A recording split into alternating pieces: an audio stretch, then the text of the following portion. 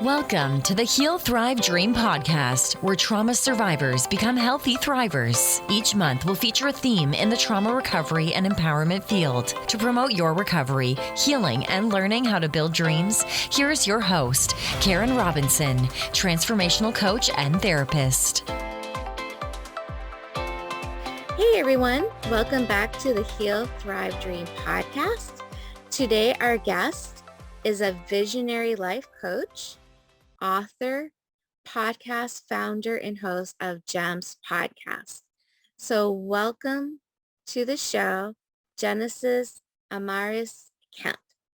Thank you for being here. Thank you so much for having me, Karen. It's such a pleasure to, really share and hold space with you today. Awesome. So let's get to it because I know we're both very busy women for sure. And I'm happy that I'm going to be on your podcast later today as well. So we are busy. So tell me, I know you wrote a book and I love the title. So tell the audience the name of the book, where they can get it, and maybe your motivation for why you wrote it. Awesome. So the title of my book is Chocolate Drop in Corporate America, From the Pit to the Palace. I wrote this book to really encourage people to, one, take ownership of their career, two, never allow somebody to place you in a box by putting limitations on you, three, that you could break any barriers, no matter your race, your ethnicity, your nationality, or etc. These stigmas and what the world says about you does not define who you are if you already know who you are and you're walking in it with authority. And my book is available on Amazon. For the first edition, it's just available via Kindle. The second edition is only paperback. It's also in Barnes and Nobles and some other major brick and mortar stores. And then for those who are interested in having a signed copy from me, they could also email me. I will plug my information at the end of the show.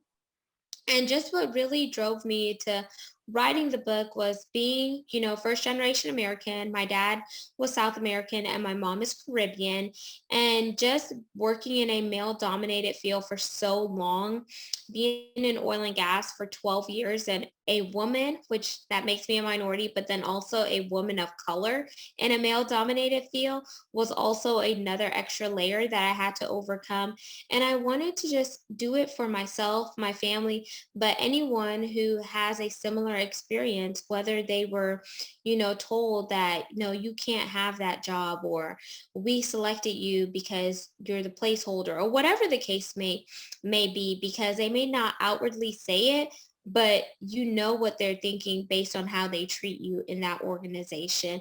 So I don't know if it will help if I just read the back of the book so you could kind of formulate what the book is about, Karen, or does that summarize it for you?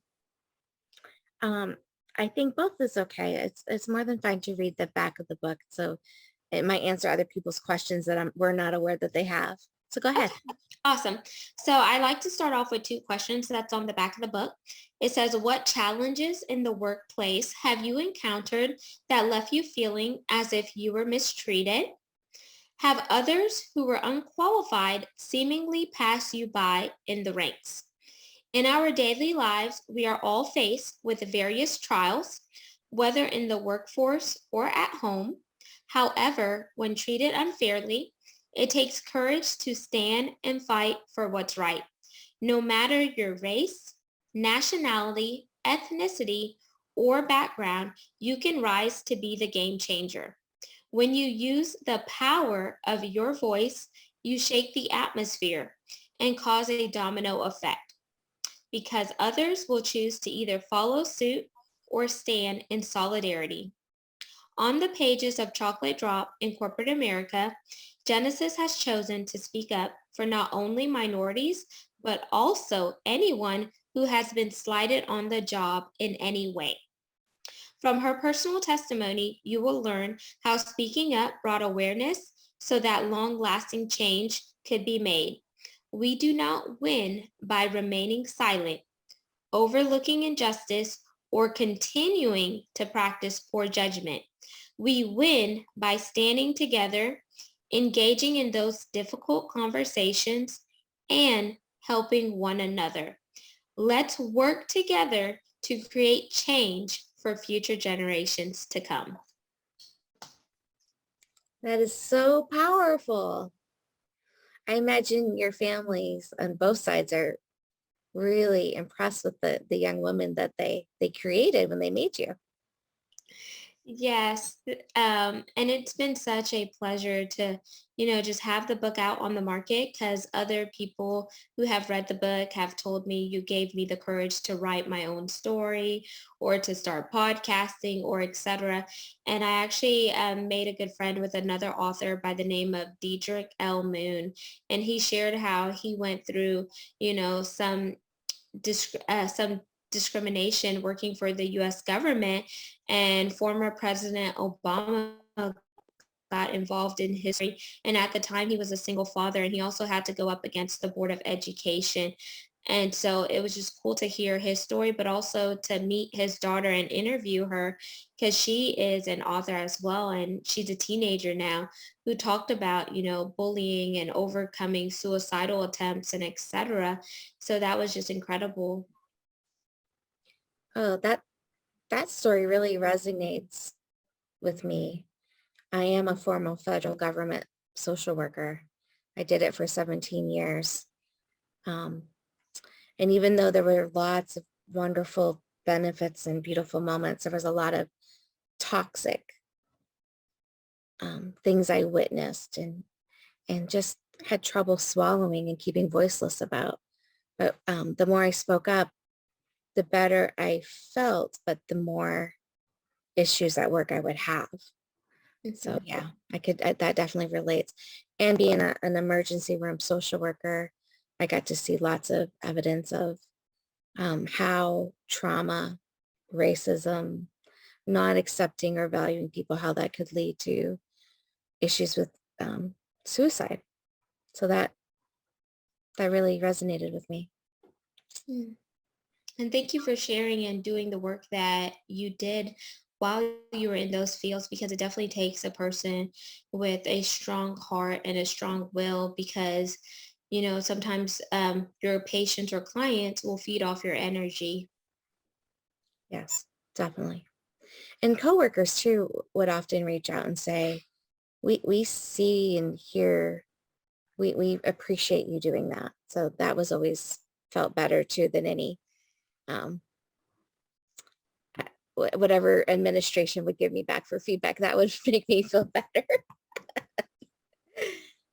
Okay, so I love your message, and I'm wondering what your take is on people who already have backgrounds of personal trauma, and then they get into these work environments where there is toxic or disrespect or not feeling included based on gender, nationality, race. Like, what kind of inspiration can you provide to them?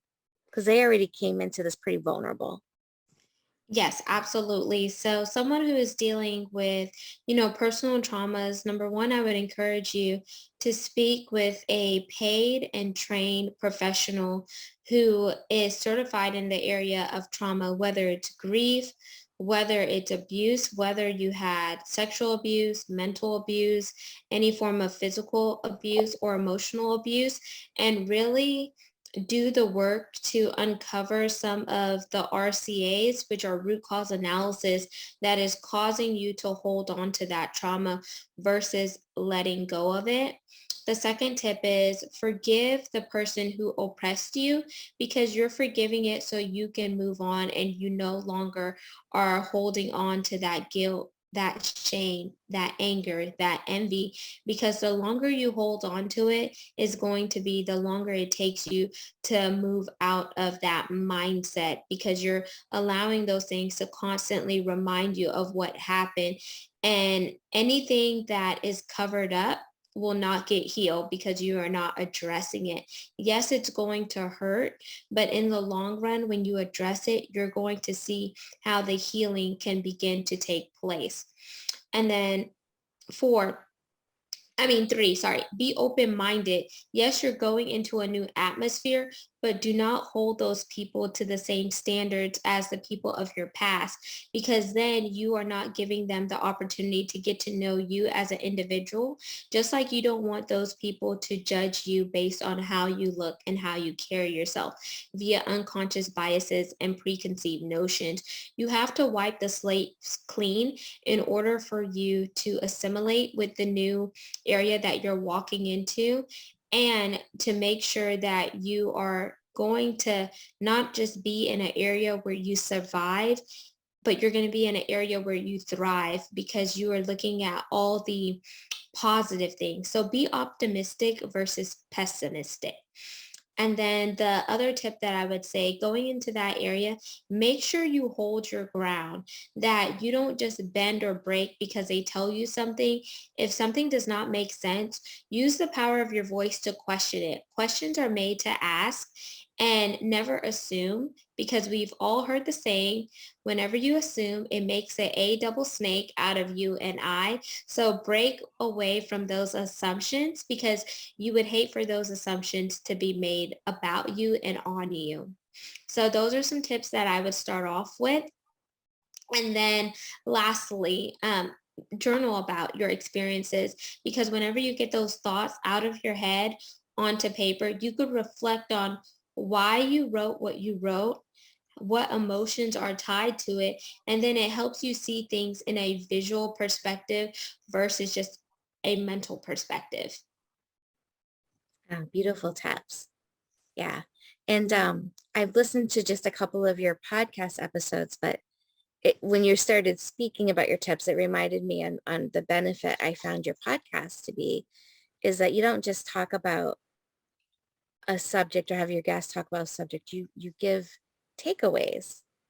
And I think if more people did that, that's what really moves the needle, is having actionable items. So I'm appreciative that you're giving that to my audience. So thank you. So my next question is, and you can pass on the question or say as little or as much as you want. There's no expectation that I ask a question, you answer it just like any other guest in my podcast. But I think it's a helpful question for our listeners to hear with whatever you're comfortable with sharing. And that is, do you have either personal or professional traumas that you're open to disclosing that show why you're such a powerful force in your work that you do? Yes. So personally, I overcame bullying at a young age. And that bullying is what led me to going through a, minor depression where I kind of lost sight of who I was. And I call it my pit experience, which is why the subtitle of my book is From the Pit to the Palace. Because if I'd never endured those dark seasons, I wouldn't have the power to talk about it now, because those tests back then, whether it was bullying or systemic racism from the professional side or etc., those tests became my testimonies. And the hell of a mess that I was in is now my message that I share out into the world to help people via education, via inspiration and motivation. And it's hard whenever you allow other people to depict who you are and where you're going. But the thing that really helped me get out of that dark season personally were my parents. They were religious as well as spiritual, and they just kept showering me with love and telling me, powerful affirmations and gratitudes, and just reciting what the word of God said about me. And slowly but surely, I came out of that dark hole, because there was 9 consecutive days where I didn't go to school. I was the skinniest I ever was in my life. I was a triple zero. For those of you that remember the store Booyaka, that was like the only place I could find jeans because I was so small. Then professionally, I went through systemic racism working in the oil and gas field. I went through pay disparity. I was underpaid for about 6.5 to 7 years working for this Fortune 500 company. And it wasn't until I spoke up after the whole Black Lives Matter movement that my classification level was raised from a 15 to a 22. But then a week after I spoke up, Karen, they gave me a $20,000 salary increase. So to me, yes, it was deserved to me, but it felt like hush money because when I spoke up, it was in the vice president of supply chains meeting. And it got back to my supervisor. And I could tell that she was a little upset because I just, was bold and spoke up in the vice president's meeting. And little to my surprise, I had no idea that there was an HR representative in that meeting. And then I do it for my family too because we are multicultural. So my dad was from South America. He passed in November of 2020, and my mom is Caribbean. And then married into my family are, you know, my brother's wife, who is African. She's from Cameroon. My other brother's wife, who is Trinidadian and Guyanese, so Indian descent. And then my sister's kids are half Caucasian. So I joke around sometimes and say it's like we're the United Nations and a melting pot over here. And then my husband's stepmom is from Guadalajara, Mexico. So we have a little bit of everything going on over here. Sounds beautiful. Yeah, our family too is multicultural, multi-ethnicities, blended, so, and adopted versus biological children. So yeah, we have a little United Nations going on here too, and I love it. So yeah. I wish people would see that the more we include people who don't look exactly like us, it's such a rich experience, you know. Okay, so thank you for sharing that. And I want to hear more about what your, other than your parents and, oh yeah, I guess I know what question I wanted to ask is, I love that you mentioned affirmations and prayers and your family's involvement. Are there particular affirmations that you remember that were helpful at the time, or are there particular affirmations you use now that propel you forward? Yes. So one that I remember vividly was that my dad kept saying, God knew you when you were in your mother's womb. He knows the number of hairs on your head and etc. And he created you as a masterpiece. So if God sees you as a masterpiece, then you should walk with authority, knowing that. Some other ones that I use with my clients are powerful affirmations where they'll say, I am intelligent, I am whole, I am well, I am complete, I am able to conquer all of my fears, I am breaking down walls, I am kicking down barriers, and no limitations are going to define who I am and where I'm bound to go. And then we continue to build upon it because I like to do it as a partnership so they could tell me the things that they like about themselves, because then that allows them to do their self-discovery exercise where they're highlighting all of their strengths. And when you could highlight all of your strengths and you could start to do it without me in the mirror by doing the mirror work and having your power pose, then you are shifting the paradigm shift. You're taking away those negative thoughts and voices and you're refilling it with something positive that's going to help continue to fuel you. Okay, beautiful. Yeah. Are there other tips? Because so far today I've heard you say the affirmations, forgiveness, journaling, prayer, speaking out, maybe telling your story, writing your story. Are we missing any of the big tips that you normally recommend for the healing journey for people So overcoming trauma?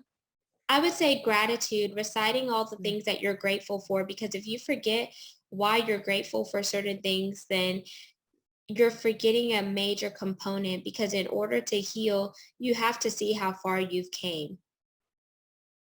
Awesome. And you did mention that too. I just forgot to regurgitate it. Yeah. Awesome. Okay. Where can people find you on social media, or how do people contact you if they would want to learn more about your work? So on social media, on Instagram and Facebook, you can find me at Genesis, that's Genesis, Amaris, Amaris, Kemp, Kemp. On Twitter, it's Genesis A. Kemp.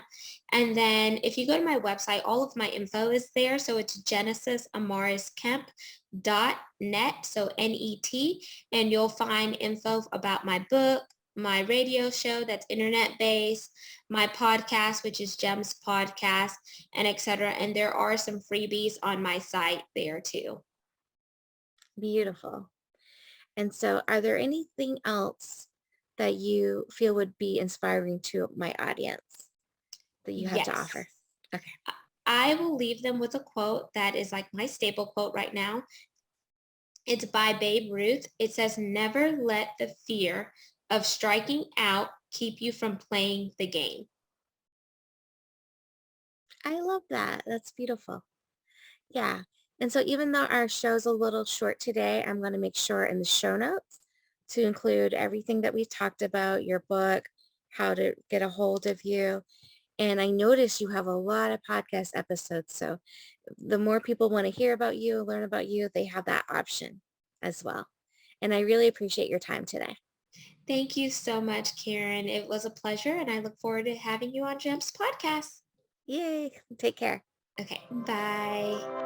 Thank you for listening in today. Please join us next week, same day and time. Also, I would love for you to check out my website, healthrivedream.com.